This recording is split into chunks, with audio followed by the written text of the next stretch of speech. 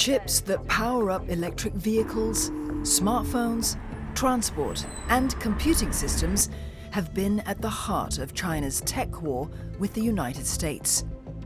The battle that began in 2019 when the US cut off Chinese firm Huawei's access to critical chips has only escalated since. And new measures that ban China from obtaining equipment for high-end chips have further put pressure on the world's second biggest economy.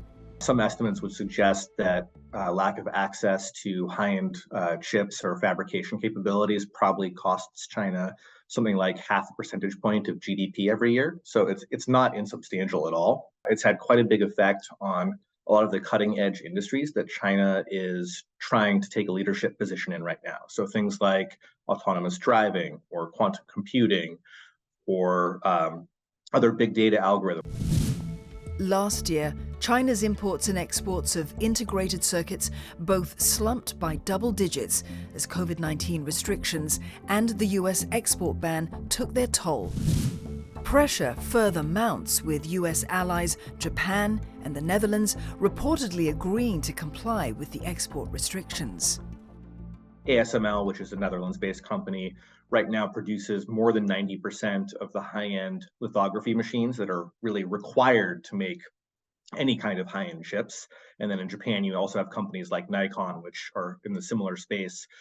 So lack of access to these products is a really big deal for China. US firms dominate nearly half of global chip sales. But Chinese chip makers are making headway with 7% market share in 2021 from just 3.8% in 2015. They've invested probably 150 billion US dollars in trying to make that happen. Quite a lot of government support on investment in building fabrication plants, also government support for education to have the workforce that can actually do the R&D work. China is very good in the assembly of chips and in the testing and the packaging of chips. There they have a significant market share.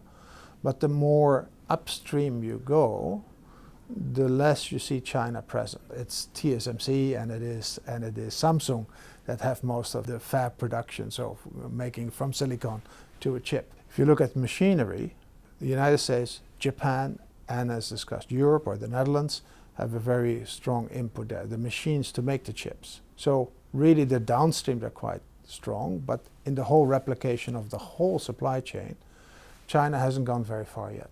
For China to become a global semiconductor powerhouse, we think it has to expand capacity further, as well as to ramp up its R&D, especially in the advanced technology. Right now, we see that China is rapidly catching up, but there's more like 5 to 10 years gap between the leaders and China. For now, experts say China needs an integrated national strategy to grow its chip industry.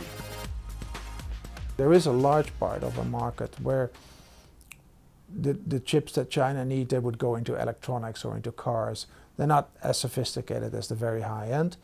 That's the larger part of the market. So China can still continue to grow and produce the goods with the chips that they need. The semiconductor cycle is currently in a downtrend after seeing tremendous growth in early 2020. Industry forecasts hint of potential decline this year after a slowdown in 2022. Right now, we see a bit of inventory correction, which has led to lower prices in some chip makers. But the long-term outlook of the sector, we're still quite positive on that because semiconductors are becoming even more pervasive in the future. We foresee 6 to 8% growth in the next 10 years for the sector. Taiwan Semiconductor Manufacturing Company, or TSMC, is Morningstar's top pick, citing attractive valuation and its exposure to leading chips for high-end smartphones and data centers.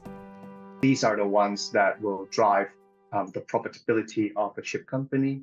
For the other side, SMIC may probably underperform other semiconductor stocks because it seems to face a little bit of a cash flow problem in order to finance its expansion for the next 2 to 3 years. As tensions between the United States and China continue, the tech war will likely be a mainstay that could result in a sector transformation. We'll almost end up with something like two parallel ecosystems where you have much of the rest of the world still relying on US IP and US technology, but then China really working with domestic companies, but also in parallel with some of these international leaders, creating this parallel ecosystem that no longer relies on US IP to manufacture or design some of these next generation chips.